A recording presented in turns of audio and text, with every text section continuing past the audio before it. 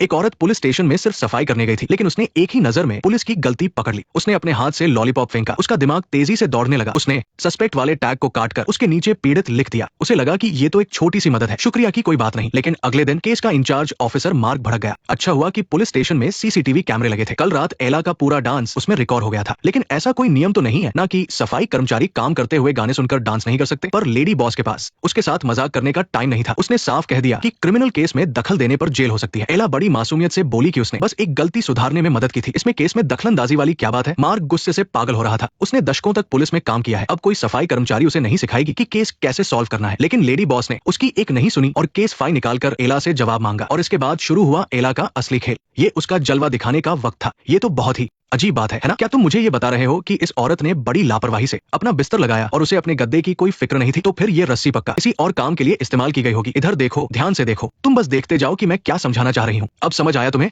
इन सारी बातों को देखकर साफ पता चलता है कि मौके पर कोई तीसरा इंसान भी था। मालकिन तो बस एक शिकार थी। उसकी इस थ्योरी में कोई कमी नहीं थी। खुद को 30 मार खा समझने वाला मार्क भी इसमें कोई गलती नहीं निकाल पाया। लेकिन उसकी अकड़ अभी भी कम नहीं हुई थी। उसने कहा कि आसपास के सीसीटीवी फुटेज चेक करने होंगे, तभी साबित होगा कि वहां कोई तीसरा इंसान मौजूद था। लेकिन उसकी बात खत्म होते ही एक ऑफिसर ने आकर उसकी बोलती बंद कर दी। लेकिन बात जो भी हो, एला ने नियम तो तोड़ा ही था। मार्क ने अपने लोगों को उसे लॉकअप में डालने का ऑर्डर दे दिया, पर वो अंदर ही अंदर खुश नहीं था। उसे मानना पड़ा कि एला की थ्योरी बिल्कुल सही थी। उन्हें पूरा केस शुरू से देखना होगा और जल्द से जल्द दूसरे पीड़ित को ढूंढना होगा। अच्छी बात यह थी कि मौका वारदात के पास वाले कैमरे से एक सुराग मिल गया। वारदात वाले दिन एक एशियन लड़की वहां आई थी। हालांकि लड़की ने बार बार मना किया, लेकिन उसके पास कोई एलिबाई नहीं था। जैसे ही मार्क और उसकी टीम उसे अपना प्राइम सस्पेक्ट मानने वाले थे, तभी अग्रीमेंट साइन करने के लिए तैयार खड़ी एला ने बस एक सरसरी नजर डाली और तुरंत समझ गई कि ये वीडियो उस दिन का है ही नहीं। मार्क उसे देखते ही चिढ़ गया। केस में बड़ी मुश्किल से तो थोड़ी प्रोग्रेस हुई थी, लेकिन लेडी बॉस को कोई परेशानी नहीं थी। वो चाहती थी कि एला इसमें छुपी गड़बड़ बताए। असल में वीडियो में जो हवा चल रही थी वो दक्षिण पूर्व की थी, जबकि इस मौसम में शहर में उत्तर पश्चिम की हवा चलती है। ये वीडियो साफ तौर पर कुछ महीने पुराना था। अब ये कैसे पता चला कि वीडियो में हवा का रुख क्या था? ये भी बड़ा आसान है। लड़की के पीछे एक चर्च था। इतिहास के हिसाब से पादरी हमेशा चर्च का मुंह पूर्व की ओर रखते थे, ताकि सूरज उनके पीछे रहे और वो खुद बिल्कुल भगवान जैसे दिखे। फिर बस वीडियो में पेड़ों की पत्तियों को देखकर ही हवा के रुख का अंदाजा लगाया जा सकता था। और कल वारदात के वक्त कौन सी हवा चल रही थी, ये तो हर किसी को पता होगा। पुलिस वाले एक दूसरे की शक्ल देखने लगे। उन्हें समझ नहीं आ रहा था कि उनकी बेइज्जती हो रही है या क्या। एला को इन सब से कोई मतलब नहीं था। वो बहुत बिजी थी। घर पर उसके 3 बच्चे इंतजार कर रहे थे, जिन्हें उसे खाना खिलाना था। लेकिन लेडी बॉस जानना चाहती थी कि उसे ये सारी जानकारी कहां से मिली। दरअसल एला का शौक डॉक्यूमेंट्रीज देखना था और ऊपर से उसका दिमाग आम लोगों से कहीं तेज था। वो दिन में बस 1 या 2 घंटे ही सोती थी, लेकिन उसका IQ इतना ज्यादा था कि गलती देखते ही उसे ठीक किए बिना उससे रहा नहीं जाता था। वो आम लोगों के साथ काम ही नहीं कर पाती थी, इसीलिए वो लेट नाइट क्लीनर बन गई थी। पुलिस स्टेशन से बाहर निकलते ही एला की नजर पीड़ित की बेटी पर पड़ी। खुद एक माँ होने के नाते वो उस लड़की के दर्द को अच्छे से समझ सकती थी। तभी लेडी बॉस भी वहां आ गई और बोली कि अगर एला पुलिस की मदद करेगी तो वो उसका जुर्माना और लॉकअप दोनों माफ करवा देगी। थोड़ी बहस और समझौते के बाद एला मान गई। जुर्माने के डर से नहीं, बल्कि वो बस उस लड़की की मदद करना चाहती थी जो अपनी माँ को ढूंढ रही थी। स्पेशल टीम में शामिल होने के बाद एला ने सबसे पहला काम ये किया कि मार्क के केस एनालिसिस की धज्जियां उड़ा दी और उसे एकदम बेकार बता दिया। अगर लेडी बॉस बीच बचाव न करती तो मार्क पक्का इस औरत को हमेशा के लिए लॉकअप में सड़ा देता। इसके बाद वो सब पीड़ित की बहन के घर पूछताछ करने गए। एला ने बस अलमारी में रखे शोपीस और टेबल पर पड़ी बायोलॉजी की रिपोर्ट पर एक नजर डाली और समझ गई कि इस औरत में कुछ तो गड़बड़ है। उसने घुमा फिराकर उससे पूछा कि क्या वारदात के वक्त उसका कोई एलिबाई था। ये देखकर मार्क थोड़ा चिढ़ गया। एला तो बस केस की कंसल्टेंट है, असली पुलिस अफसर तो वो है ना। दोनों के बीच नीचे बिल्डिंग में जमकर बहस हुई। एला गुस्से में वहां से चली गई, लेकिन पलक झपकते ही उसने मार्क को जेंट्स टॉयलेट में ढूंढ लिया। हालांकि वो अपने कलीग से अक्सर लड़ती झगड़ती थी, पर काम में कभी कोताही नहीं बरतती थी। अभी अभी उसने क्लीनर का भेष बदला और चुपके से उस औरत की कंपनी में घुस गई। वहां उसकी दराज से उसे एक अजीब सी चिट्ठी मिली, जो ये साबित करने के लिए काफी थी कि पीड़ित और उसकी बहन के परिवार के बीच पैसों को लेकर कोई झगड़ा था। मार्क एक बार फिर सन्न रह गया। एला ने इतनी सारी डॉक्यूमेंट्रीज देखी है, क्या उसे नहीं पता कि ऐसे चोरी किए गए सबूत कोर्ट में नहीं टिकते? उसने तो उस चिट्ठी की तरफ देखने की हिम्मत भी नहीं की। उसे डर था कि कहीं वो भी इस जुर्म में एला का साथी न बन जाए। लेकिन एक पुलिस वाले की ड्यूटी निभाते हुए उसने उस औरत के पति को समन भेजा, यानी कि पीड़ित के जीजा को। लेकिन वारदात के दिन उसका भी एलिबाई पुख्ता था। हालांकि एला को इस बात पर रत्ती भर भी यकीन नहीं हुआ। आदमी ने कहा कि वो उस दिन छुट्टियां मनाने एक छोटे से टाउन गया था, पर उस जगह पर मजे करने लायक बस एक वाटर पार्क और डांस बार ही था। कोई कॉर्पोरेट एग्जीक्यूटिव भला ऐसी जगह मजे करने क्यों जाएगा? लेकिन एक कंसल्टेंट होने के नाते उसे इंटेरोगेशन रूम में जाने की इजाजत नहीं थी। वो बस बाहर से शीशा पीटते हुए उम्मीद कर रही थी कि वो उस आदमी से पूछ सके कि वो टाउन में आखिर कर क्या रहा था। पर तब तक उस आदमी का वकील वहां पहुंच चुका था। पुलिस को मजबूरन उसे छोड़ना पड़ा। एला को बड़ी निराशा हुई। अपने तेज गुस्से के कारण उसने तुरंत तय कर लिया कि वो ये काम छोड़ देगी। जब मदद के लिए बुलाया था और भरोसा ही नहीं करना, तो इससे अच्छा है वो घर जाकर आराम से बच्चों को संभाले। लेकिन अगले ही दिन मार्क अपनी अकड़ के साथ उसके दरवाजे पर आ पहुंचा और बोला कि एला की बातों में दम तो था और एला ने भी कोई शराफत नहीं दिखाई। उसने सीधे सीधे अपना छोटा बेटा उसके हाथों में थमा दिया और अपनी थ्योरी समझाने लगी। दरअसल जब वो पहले पीड़ित की बहन के घर गई थी तो उसने देखा कि कई शोपीस पर धूल जमी थी, बस मेंढक के एक जोड़े पर एक भी धूल का कण नहीं था और उसके बेस पर उसी टूरिस्ट टाउन का नाम छपा था। इसका मतलब बहन का पूरा परिवार हाल ही में वहां गया था, पर जहां सिर्फ एक वाटर पार्क और डांस बार हो, वहां ये पति पत्नी क्या मजे करेंगे? क्या वो वहां बैठकर रोमांटिक गाने गा रहे होंगे? ये बात उनकी हाई प्रोफाइल जिंदगी से बिल्कुल मेल नहीं खाती। अपने बच्चों को एक एक करके स्कूल और डे केयर में छोड़ने के बाद एला और मार्क पीड़ित के घर पहुंचे। उसने पीड़ित की बेटी के फोन में एक फोटो देखी थी जो वारदात से 3 दिन पहले खींची गई थी। उसमें जो फूल थे वो बिल्कुल ताजे लग रहे थे, पर पुलिस की खींची गई तस्वीरों में वो पूरी तरह मुरझा चुके थे। इस तरह के फूल कम से कम 4-5 दिन तक ताजे रहते हैं। अब जरा बहन के परिवार के प्रोफेशन के बारे में सोचो। एक बायोलॉजिस्ट और एक सिक्योरिटी टेक कंसल्टेंट। साफ है कि उन्होंने कमरे के ग्रीन हाउस इफेक्ट का इस्तेमाल किया। पहले कमरे का तापमान एकदम कम किया, फिर अचानक बढ़ा दिया, जिससे उन्होंने फोरेंसिक डॉक्टर को मौत के सही समय को लेकर चकमा दे दिया और इस तरह उन्होंने खुद के लिए एक परफेक्ट एलिबाई तैयार कर लिया। अब सवाल ये था कि उन्होंने दूसरी पीड़ित को क्यों नहीं मारा? शायद इसलिए क्योंकि वो सगी बहन थी तो उनका दिल नहीं माना होगा, और इससे ये भी साबित हो जाता है कि वो उस सुनसान और अजीब से टूरिस्ट टाउन क्यों गए थे, क्योंकि वही वो जगह थी जहां दोनों बहनें बचपन में साथ पली बढ़ी थी। पुलिस तुरंत हरकत में आई और जैसा सोचा था उन्हें केबिन में दूसरी पीड़ित बंधी हुई मिल गई। केस कामयाबी के साथ सॉल्व हो गया था। एला को भी पुलिस डिपार्टमेंट की तरफ से ऑफिशियल जॉब का ऑफर मिल गया, लेकिन काफी सोचने के बाद उसने मना कर दिया। घर पर 3 बच्चे थे और ये भागदौड़ वाली पुलिस की नौकरी उसके लिए बिल्कुल सही नहीं थी। लेडी बॉस ने भी कुछ नहीं कहा, बस इतना बोली कि वो ये पोजीशन उसके लिए खाली रखेगी। मार्क ने भी उसकी बात पर सहमति में सिर हिलाया। थोड़ी दूर पर गले लगकर रोती हुई उस मां बेटी को देखकर एला के दिल को बहुत सुकून मिला। उसने दूसरों की मदद करने की खुशी को महसूस किया। शायद यही वो काम था जो उसके लिए सबसे बेहतरीन था।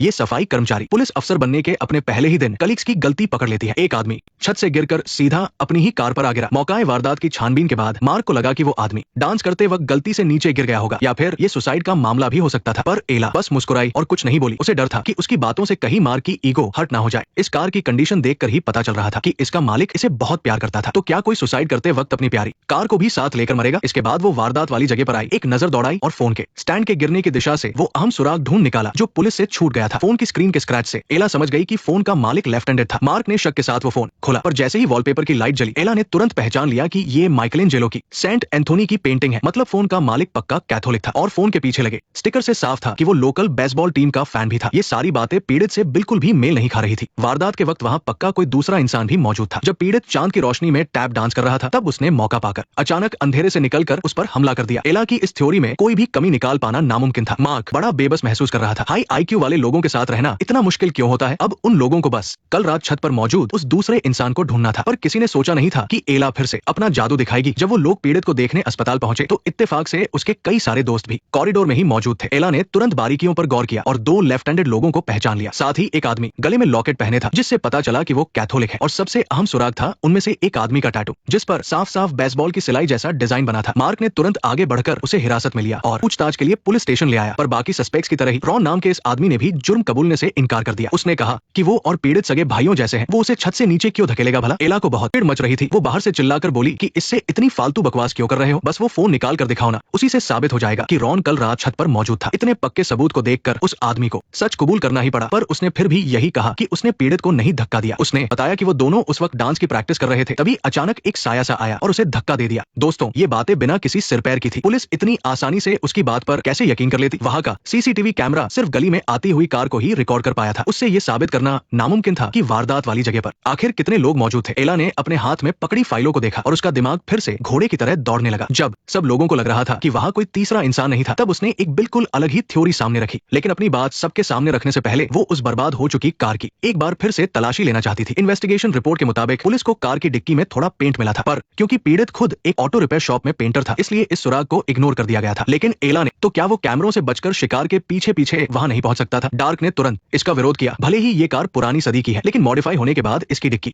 की सुरक्षा किसी भी बेहतरीन कार से कम नहीं है। कातिल अगर अंदर चला भी जाए तो वो खुद को बाहर नहीं निकाल सकता। एला ने मुस्कुराते हुए तुरंत डिक्की में लेटकर दिखाने का फैसला किया। डार्क जाहिर है इस मौके को कैसे छोड़ता। जैसे ही डार्क अपनी जीत का ऐलान करने वाला था, डिक्की अचानक खुल गई और एला मुस्कुराते हुए बाहर निकल आई। डिक्की के लॉक के साथ किसी ने छेड़छाड़ की थी। इससे ये भी साबित हो गया कि क्यों कार की इतनी अच्छी देखभाल होने के बावजूद भी डिक्की में पेंट के निशान थे। वो तीसरा इंसान पक्का गैरेज का ही कोई साथी है। डार्क को भी मानना पड़ा कि एला ने फिर से बहुत बड़ी मदद की है। दोनों गैरेज पहुंच गए, लेकिन डार्क की आमतौर पर इन लोगों से ज्यादा नहीं बनती थी। पुलिस की पहचान बताने पर भी कोई फायदा नहीं हुआ। आखिर में एला को ही आगे आना पड़ा। सफाई कर्मचारी होने के साथ साथ उसने पहले भी ऐसे कई काम किए थे जो इन मैकेनिकों की तरह ही छोटे तबके के थे। कुछ ही बातों में उसने उनका भरोसा जीत लिया, लेकिन थोड़ी पूछताछ के बाद सभी साथियों ने मरने वाले के लिए दुख जताया। सच में जैसा रॉन ने बताया था, वो गैरेज में सबका चहेता था और उसका कभी किसी से कोई झगड़ा नहीं हुआ था। एला थाने वापस आई और अपने साथियों को वो सारी बातें बताने लगी जो उसे पता चली थी। थी, लेकिन उनके बॉस को थोड़ी हैरानी हुई कि वो दोनों साथ गए थे। फिर डार्क को इस बारे में कुछ क्यों नहीं पता। डार्क ने थोड़ी झिझक के साथ खांसते हुए कहा कि इतनी गहराई में जाने की जरूरत नहीं है, बस हमें उन लोगों के वहां ना होने का सबूत चाहिए। जब उनकी मीटिंग चल ही रही थी तभी पड़ोस की टीम से कोई आकर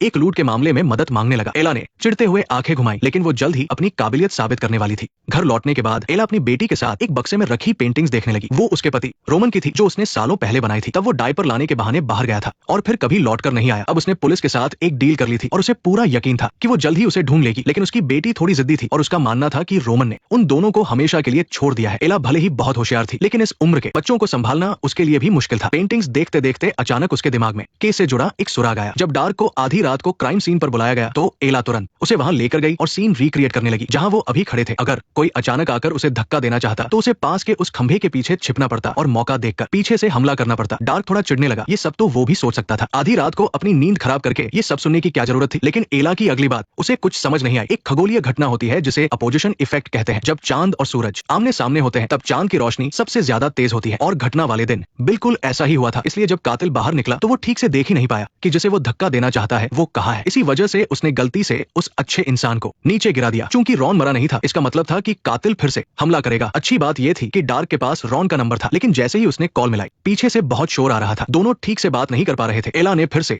अपना दिमाग लगाया। फोन में आ रहे गाने को इंटरनेट पर सर्च करके उसने पता लगा लिया कि वो गाना सिर्फ एक ही बार में बजता है। दोनों तुरंत गाड़ी लेकर वहां पहुंच गए। हालांकि उन्हें रॉन की लोकेशन तो मिल गई थी, लेकिन भीड़ वाले बार में किसी को ढूंढना आसान नहीं था। एला ने फिर से अपने बात करने के तरीके से गैरेज वालों को ढूंढने में मदद करने के लिए मना लिया, लेकिन अफसोस कि वो थोड़े लेट हो गए थे। जब रॉन मिला तो उसकी सांसें रुक चुकी थी। उसके पेट पर गोली का निशान था। जाहिर है कातिल उसका कोई जानने वाला ही था। पुलिस ने तुरंत आकर सीन को अपने कंट्रोल में ले लिया। एला बहुत उदास थी। उसने पहली बार किसी को अपनी आंखों के सामने मरते हुए देखा था। अगर वो थोड़ा और जल्दी पहुंचती तो शायद रॉन की जान बच जाती। गनीमत थी कि वहां सीसीटीवी कैमरे लगे थे। भले ही उनमें कातिल का चेहरा नहीं दिखा, लेकिन गोली चलने पर बंदूक से निकली चिंगारी जरूर रिकॉर्ड हो गई थी। एला ने इस बात को अपने दिमाग में बिठा लिया। वो बहुत तेजी से सोचने लगी। उसके दिमाग में सारे सुराग एक साथ जुड़ने लगे थे, लेकिन बस एक सबसे जरूरी कड़ी गायब थी। और तभी एला लूट वाले केस के रूम के पास से गुजरी और उसकी नजर बोर्ड पर लगी कुछ तस्वीरों पर पड़ी। लुटेरे की बंदूक से निकलने वाली चिंगारी बिल्कुल मर्डर केस वाली चिंगारी जैसी थी। हालांकि वो कोई हथियारों की एक्सपर्ट नहीं थी, लेकिन वो एक बार अपने बच्चे के साथ पहाड़ों पर शिकार करने गई थी। शिकारियों की वो पुरानी बंदूकें जिनकी नली में तांबा और सीसा जमा हो जाता है, गोली चलाने पर ऐसे ही चिंगारी छोड़ती है। भले ही इससे ये साबित नहीं होता कि दोनों कातिल एक ही इंसान है, लेकिन एला को पूरा यकीन था कि हथियार एक ही है। डार्क को एला की काबिलियत पर भरोसा था, इसलिए उसने दोनों केस एक साथ जोड़ने का फैसला किया। लेकिन दोनों केस के बोर्ड एक साथ रखने के बाद एला खुद को ताना मारने से रोक नहीं पाई और इसके बाद अब एला की बारी थी। बोर्ड पर मौजूद सारे सुरागों को एक साथ जोड़ने के बाद उसे जवाब मिल चुका था, लेकिन पुलिस वालों को ये बात कैसे समझाई जाए, इसके लिए उसे सही शब्दों की तलाश थी। एला ने सबको अपनी थ्योरी समझाना शुरू किया। अब तक कुल 5 बार लूट हो चुकी थी। पहली 3 बार गवाहों ने लुटेरे को गाड़ी से भागते हुए देखा था और हर बार वो एक नई कार में था। बस आखिरी 2 बार लुटेरा बिना गाड़ी के आया था। हो सकता है उसे कोई गाड़ी न मिली हो, लेकिन ज्यादा चांस यही है कि उसका ड्राइवर गायब हो गया था। इसके बाद एला ने दोनों घटनाओं के बीच एक लाल लाइन खींची और पूछा कि ये क्या है। क्या सच में कोई पब्लिक ट्रांसपोर्ट के बारे में नहीं सोच रहा? ये साफ साफ एक बस का रूट है। लुटेरा कपड़े बदलने के बाद बस ही भागा था, इसलिए दोनों वारदातें बस स्टॉप के पास ही हुई थी। और रॉन गैरेज में काम करता था, इसलिए उसके पास ग्राहकों की गाड़ी की चाबियां होती थी। लेकिन तीसरी लूट के बाद रॉन ने अपने अच्छे दोस्त के साथ टैप डांस सीखना शुरू कर दिया था। जिंदगी का एक मकसद मिलने के बाद उसने चोरी-चकारी छोड़ दी थी, लेकिन उसका साथी नहीं माना। रॉन उसका राज ना खोल दे, इसलिए उस कातिल ने कई बार उसे मारने की भी कोशिश की। बस पहली बार उसने गलत इंसान को धक्का दे दिया था और दूसरी बार वो कामयाब हो गया। लेकिन इतनी सारी बातों के बाद सवाल ये था कि आखिर वो असली कातिल है कौन? मुझे कुछ समझ आ रहा है। कुछ ही देर बाद एक ज्वेलरी शॉप में लुटेरे ने जैसे ही लूटने के लिए कदम रखा तो चारों तरफ से पुलिस ने उसे घेर लिया। एला भले ही सुरागों से असली कातिल का पता न लगा पाई हो, लेकिन वो ये जरूर जान गई थी कि वो अगली बार कौन सी दुकान लूटने वाला है। कातिल असल में उसी गैरेज का एक आदमी था। लगता है मरने वाला पहला इंसान सच में सबका चहेता था। उसे मारने के पछतावे में कातिल के भी आंसू छलक पड़े थे। एला की नौकरी का पहला केस कामयाबी से सुलझ गया था, यहाँ तक कि उसके बेहतरीन काम को देखकर डार्क ने उसके लिए खास इनाम की अर्जी भी दी और घर लौटने के बाद उसके बॉस ने भी एक खुशखबरी दी। उनकी जांच के मुताबिक रोमन उस दिन जिस कार में निकला था वो कार मिल गई थी। उसके अंदर डायपर का एक पैकेट रखा था। अगर वो सच में अपने परिवार को छोड़ना चाहता तो वो डायपर खरीदने क्यों जाता? मेरा यकीन करो, हमें पता चल जाएगा कि उस दिन क्या हुआ था। ये मेरा वादा है।